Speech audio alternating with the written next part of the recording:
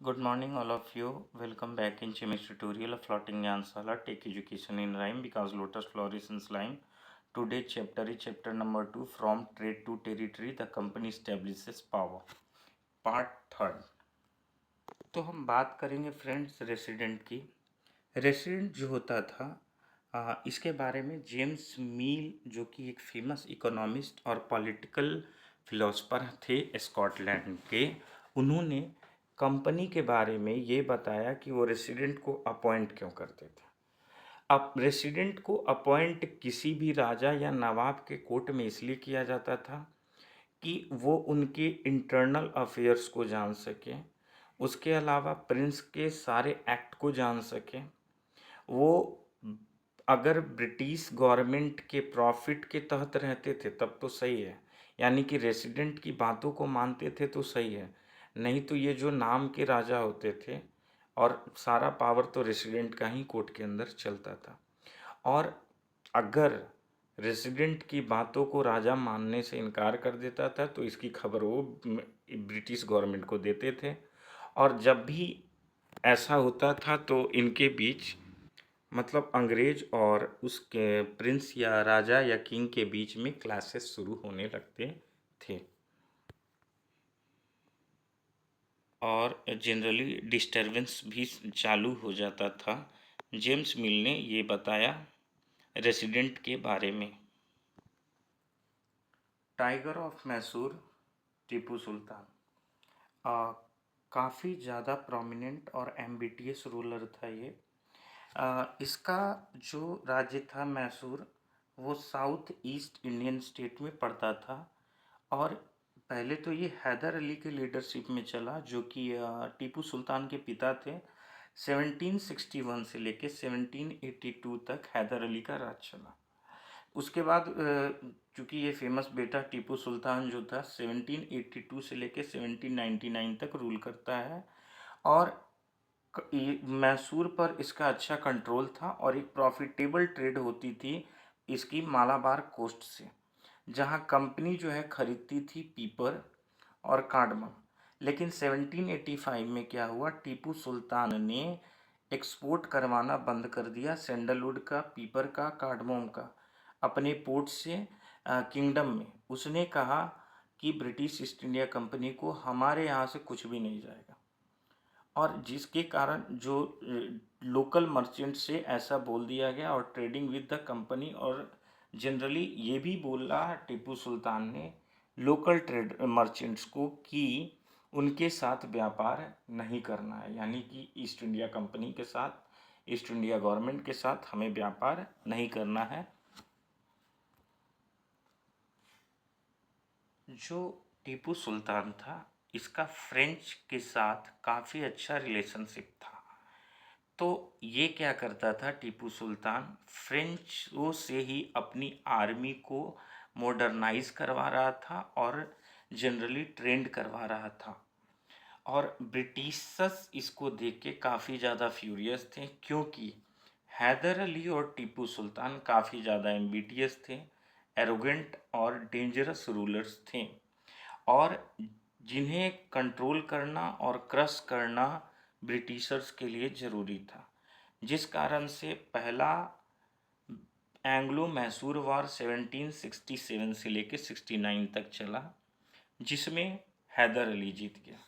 उसके अलावे 1780 से लेके 1784 तक दूसरा Mysore war, Anglo Mysore war लड़ा गया जिसमें भी मैसूर ही जीता और हैदर अली मारा गया. और फिर टीपू सुल्तान ने कमान संभाली.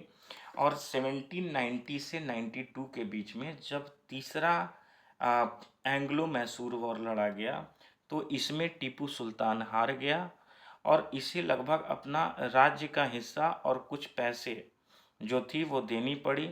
और 1799 के दौरान जो है टीपू सुल्तान पूरी तरीके से हार गया. हालांकि ऐसा नहीं था कि अंग्रेज़ों ने इसे बचने का मौका नहीं दिया टीपू सुल्तान को, लेकिन टीपू सुल्तान जो है श्रीरंगपट्टम के बैटल में लड़ता लड़ता मर गया. अल्टीमेटली कंपनी जीत गई लेकिन इसने हार नहीं मानी और कभी भी अंग्रेजों की अधीनता को स्वीकार नहीं किया और उसने एक ही बात कही अंग्रेजों से कि पूरा जीवन तुम्हारे आश्रय में गुजारने से अच्छा है मैं शेर की तरह एक दिन जीऊँ। और अंततः यही हुआ कि वो लड़ते लड़ते मर गया, लेकिन उसने कभी अंग्रेज़ों की अधीनता स्वीकार नहीं की। और उसके मरने के बाद है टीपू सुल्तान के मरने के बाद वोडेयार्स को बैठा दिया गया मैसूर की गद्दी पर। और वोडेयार डायनेस्टी आई और जो कि जिसने सब्सिडरी अलाइंस को एक्सेप्ट कर लिया और ब्रिटिश इंडिया के साथ इसका मतलब साइन कर लिया और उसे सब्सिडरी अलाइंस उसने मतलब एक्सेप्ट कर लिया था वोडेयार डायनेस्टी ने।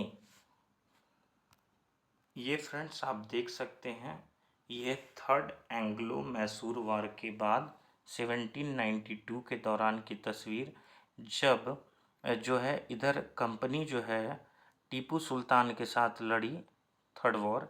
और उसी दौरान क्या होता है कि जब इसे कुछ पैसे देने थे और टेरिटरी का पार्ट देना था तो उसने दिया और पैसों को धीरे धीरे चुकाने की मांग की। और उस दौरान उसने अ, अपने बेटों को उसको मतलब हॉस्टेज के रूप में अंग्रेज़ों के पास रख दिया और बाद में इसने छुड़ा भी लिया था। लेकिन फ्रेंड्स अंग्रेज़ों को ऐसी तस्वीरें बनाने में काफ़ी मज़ा आता था जहाँ पर इंडियंस जो हों वो ह्यूमिलिएट हों और मतलब ब्रिटिशर्स जो हों वो जीतें। तो इसी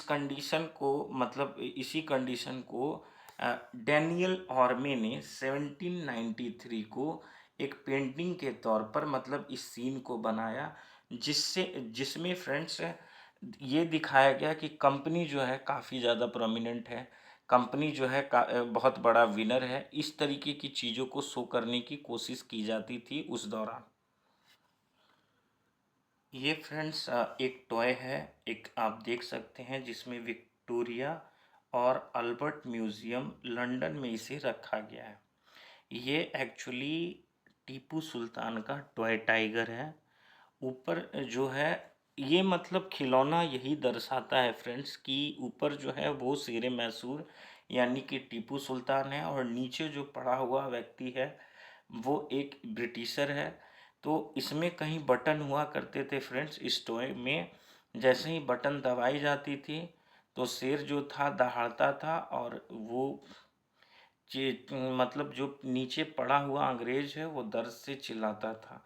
तो फ्रेंड्स कुछ इस तरीके के खिलौने रखता था टीपू सुल्तान।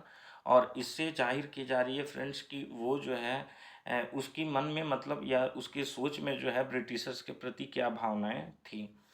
और जो कि हम लोग ये भी फ्रेंड्स जानते हैं जो मैंने पहले ही कहा कि टीपू सुल्तान को टाइगर ऑफ मैसूर के नाम से जाना जाता था।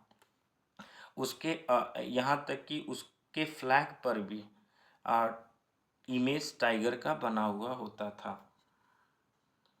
तो थोड़ी बात करते हैं फ्रेंड्स की फोर्थ एंग्लो मैसूर वॉर में जब ये हार गया पूरी तरीके से श्रीरंगपट्टम के बैटल में, तो बातें ये थी कि अब अंग्रेज़ों का साथ किन्होंने दिया था, हैदराबाद के निज़ाम ने और उसके अलावा मराठों ने इसका साथ दिया था। जिस कारण से जो टीपू सुल्तान है वो तो हार ही गया क्योंकि वो अकेले ही लड़ा था। तो जनरली इन लोगों ने यानी कि हैदराबाद ऑफ निज़ाम ने और आ, बात करें मराठाओं ने ईस्ट इंडिया कंपनी का एंग्लो मैसूर वॉर में साथ दिया था। वार विथ मराठा, तो फ्रेंड्स हम बात करें मराठा भी काफ़ी ज़्यादा पावरफुल थे और इनका जो एक्सटेंट था एरिया था ये भी बहुत ज़्यादा था। अब हम ये बात करते हैं कि थर्ड बैटल ऑफ पानीपत जो कि 1761 में लड़ा गया, इससे पहले मराठाओं का पावर बहुत ज़्यादा स्ट्रांग था। लेकिन ईस्ट इंडिया कंपनी भी ये चाहती थी कि इनका जो पावर है इसे मतलब ख़त्म करना या इन्हें हराना बहुत ज़रूरी है। तो मराठाओं का ऐसे सपना था कि वो दिल्ली से राज करें, लेकिन अब ये क्या था कि बहुत सारे स्टेट में डिवाइडेड थे, और उस अलग अलग स्टेट में चीफ्स बैठा करते थे, अपनी अपनी जो कि अलग अलग डायनेस्टी से बिलोंग करते थे, जैसे कि सिंधिया थे, होलकर थे, गायकवाड़ थे, भोसले थे। और ये जो चीफ्स थे, ये एक जगह आते थे एक कॉन्फेडरेसी के अंतर्गत, जिसे एक पेशवा जो है वो कंट्रोल करता था, जिसे हम प्राइम मिनिस्टर भी कह सकते हैं। और पेशवा जो होते थे वो बिकेम इट्स इफेक्टिव मिलिट्री और एडमिनिस्ट्रेटिव के हेड होते थे, मतलब एडमिनिस्ट्रेशन के हेड हुआ करते थे, जो बेस्ड था पुणे में। उसके अलावे हम बात करें महादजी सिंधिया और नाना फडणवीस जो थे, वो ये दोनों काफ़ी ज़्यादा फेमस मराठा सोल्जर्स थे और स्टेटमैन थे, जो लेट 18th सेंचुरी के दौरान। तो फ्रेंड्स, अगर हम बात करें चाहे वो ब्रिटिशर्स की, जनरली अगर हम बात कर रहे हैं, तो चाहे वो मराठा हो, चाहे वो टीपू सुल्तान का स्टेट मैसूर हो, अंग्रेज़ों ने कभी एक बार में युद्ध नहीं जीता। टीपू सुल्तान के साथ, यानी कि मैसूर के साथ 4 एंग्लो मैसूर युद्ध लड़ने पड़े। उसके अलावे इनके साथ तीन मराठों के साथ 3 वॉर लड़ने पड़े, तब इन्हें मराठों का राज्य मिला। उसके अलावे जब ये पंजाब के साथ लड़ेंगे तो 2 पंजाब के साथ भी वॉर लड़ने पड़ेंगे, तब जाके इन्हें पंजाब मिलेगा। तो फ्रेंड्स, अगर हम बात कर रहे हैं कि फर्स्ट जो एंग्लो मराठा वॉर हुआ था वो 1782 को ख़त्म हुआ, और ये सालाबाई की ट्रीटी पर जाकर ख़त्म हुआ। इसमें क्लियर विक्ट्री का तो मतलब पता नहीं चला, लेकिन जनरली ये बोला जा सकता है कि मराठा जो थे इसको जीते। लेकिन सेकंड एंग्लो मराठा वॉर जो 1803 से लेके 1805 तक लड़ा गया, इसमें डिफरेंट फ्रंट्स थे, और इसका रिजल्ट ये आया कि ब्रिटिश सर को उड़ीसा मिल गया, और नॉर्थ की टेरिटरी जैसे कि यमुना नदी का इलाका मिला, जिसमें आगरा और दिल्ली इंक्लूडेड थे। और फाइनली क्या हुआ कि मराठा का पावर अब एंड पर आ गया, और थर्ड एंग्लो मराठा वॉर जो है 1870 से लेके 1819 तक चला, और पेशवा जो है वो रिमूव कर दिया गया, और उसे कानपुर के नज़दीक बिठूर भेज दिया गया पेंशन पर। उसके अलावा कंपनी जो थी, इसने कंप्लीट कंट्रोल कर लिया विंध्यास पर, मतलब साउथ की टेरिटरी पर कंप्लीटली इनका राज हो गया ब्रिटिशर्स का। The claim of paramountcy. तो फ्रेंड्स, हम देख रहे हैं यहाँ पर एक तस्वीर जो कि लॉर्ड हेस्टिंग्स की है। ये जो लॉर्ड हेस्टिंग्स हैं, ये एक गवर्नर जनरल थे, जिसका कार्यकाल जो है 1813 से 1823 तक चलेगा, मतलब 1813 टू 1823। अब ये जो लॉर्ड हेस्टिंग है, ये एक नई न्यू पॉलिसी लेके आएगा, जिसका नाम होगा पैरामाउंटेंसी। पैरामाउंटेंसी का मतलब ये होता है कि कंपनी अब क्लेम कर रही है कि जो हमारी अथॉरिटी है, मतलब वो सुप्रीम है, पैरामाउंट है, यानी कि सबसे ऊपर है, और जिस कारण से वो किसी भी इंडियन स्टेट पर अपना पावर मतलब जमा सकती है, और वो अपने इंटरेस्ट को, order to protect its interest, वो मतलब अपने इंटरेस्ट को भी प्रोटेक्ट करेगी, और ये जस्टिफाई करती है कि हम किसी भी मतलब स्टेट को एनेक्स करेंगे या थ्रेटन करेंगे इंडियन किंगडम में। और ये काम जो है ब्रिटिश पॉलिसी के तहत मतलब आगे बढ़ाया जाता रहा। अब हम बात करते हैं friends statue of queen Kittur की, कर्नाटका की थी ये, जिसका नाम था रानी चेन्नम्मा। तो अब बात करेंगे फ्रेंड्स हम एक स्मॉल स्टेट की रानी, मतलब कित्तूर की, कर्नाटका में आज पड़ता है, आज के समय में कर्नाटका का एक एरिया है कित्तूर।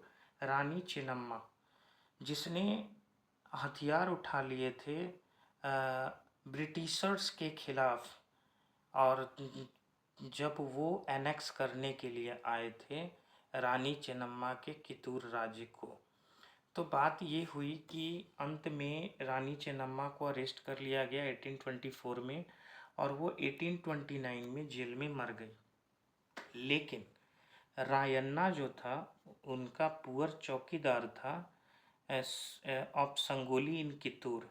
इस ये जो था, ये रेसिडेंस को कैरी किया, मतलब आगे बढ़ाया, और पॉपुलर सपोर्ट दिया, और बहुत सारे ब्रिटिश कैंप को और रिकॉर्ड्स को इसने डिस्ट्रॉय कर डाला।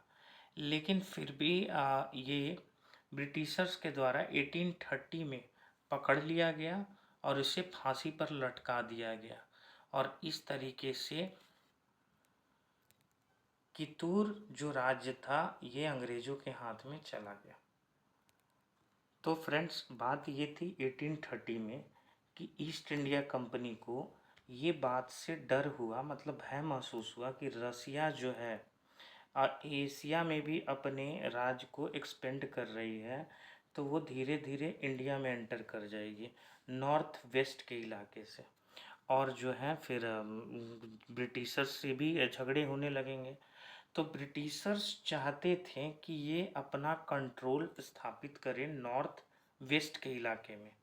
तो सबसे पहले ये क्या करते हैं, ये अफ़गानिस्तान पर कब्जा करने की सोचते हैं। तो 1838 में से 18 और 1842 में ये बातें होती हैं कि इनके बीच में युद्ध होता है, एंग्लो अफ़गान वॉर होता है। तो जनरली क्या होगा कि शुरुआत में तो ऐसा लगेगा कि अफ़गानी हार गए और शाह शुजा को गद्दी पर बैठाया जाता है, लेकिन बाद में हम देखेंगे फ्रेंड्स कि अफ़गानियों ने शाह शुजा को एकदम काट डाला, और केवल काट ही नहीं डाला फ्रेंड्स, खदेड़ खदेड़ कर भगाया ब्रिटिश ईस्ट इंडिया कंपनी को अफ़गानिस्तान से। और जिस कारण से क्या होगा कि कंपनी जो है वहाँ से भागेगी अफ़गानिस्तान से, और चूँकि इसने सिंध के साथ पहले से ही समझौता कर रखा था अंग्रेज़ों से लड़ने के लिए, और अपनी आर्मीज़ को भी स्टैंड की हुई थी, लेकिन वो सिंध के साथ जो है ब्रिटिशर्स काफ़ी बड़ा धोखा करेंगे, और वो जनरली क्या करेंगे कि 1843 में वो सिंध पर आक्रमण करके उसे एनेक्स कर लेंगे। और उसके बाद नेक्स्ट लाइन आएगा पंजाब का। लेकिन ये फ्रेंड्स बातें थी कि जब तक रंजीत सिंह जिंदा थे, महाराजा रंजीत सिंह, तब तक कंपनी को हमेशा ये डर बना रहता था, और कभी भी उसने ये हिम्मत नहीं की कि हम जो हैं पंजाब को भी। तो फ्रेंड्स, अब बातें ये रहेंगी कि 1839 में जब महाराजा रंजीत सिंह की मौत हो जाएगी, तो दो युद्ध लड़ेंगे अंग्रेज पंजाब के साथ, और फाइनली 1849 में पंजाब को एनेक्स कर लेंगे। तो फ्रेंड्स, अब हम बात करते हैं डॉक्ट्रिन ऑफ लैप्स की। लॉर्ड डलहौजी, जो कि गवर्नर जनरल बनाया जाएगा 1848 के से, और 1856 तक वो गवर्नर जनरल रहेगा, और ये लेके आएगा doctrine of lapse. Doctrine of lapse क्या कहता था, अगर किसी इंडियन रूलर का कोई मेल हायर नहीं बचेगा उसके इंडियन रूलर के मरने के बाद, तो वो किंगडम जो है लैप्स कर लिया जाएगा, यानी कि हथिया लिया जाएगा अंग्रेज़ों के द्वारा। तो जिस कारण से अब सतारा को 1848 में, संभलपुर को 1850 में, उदयपुर को 1852 में, नागपुर को 1853 में, और झांसी को 1854 में एनेक्स कर लिया जाएगा। तो अब फ्रेंड्स बात आएगी अवध को एनेक्स करने के लिए। लेकिन अवध के राजा के तो कई बेटे थे, तो अब किसी तरीके से हथियाने के लिए कोई ना कोई बहाना तो बनाना था। तो अवध पर ब्रिटिशर्स ने ये चार्ज लगाया कि लोग जो हैं खुश नहीं हैं अवध के राजा से, यानी कि मिस गवर्नमेंट चल रहा है वहाँ पे, और हमें ये देखा नहीं जा रहा है। और हम अब क्या करेंगे कि उसे नवाबशिप से हटा करके हम लोग खुद रूल करेंगे, और इस तरीके से उन्होंने अवध को एनेक्स कर लिया। जिस कारण से आप देखेंगे फ्रेंड्स कि 1857 में अवध भी बढ़ चढ़ कर भाग लेगा। अवध के लोग मतलब बढ़ चढ़ कर भाग लेंगे 1857 के जो फर्स्ट रिवॉल्ट हुआ था फ्रेंड्स उसमें। और झांसी से भी हम ये पाएंगे कि जो लक्ष्मीबाई थी वो भी बढ़ चढ़ कर 1857 के वॉर में भाग लेती है। और ये भी एक कारण रहा था फ्रेंड्स, यानी कि डॉक्ट्रिन ऑफ लैप्स युद्ध होने का, एक जो 1857 का फ्रेंड्स जो आंदोलन है ये होने का सबसे बड़ा कारण था, और सबसे बड़े कारणों में से मतलब एक था फ्रेंड्स। तो फ्रेंड्स आज के लिए इतना ही, फिर मुलाकात होगी इसी चैप्टर में पार्ट 4 के साथ। Okay, thank you.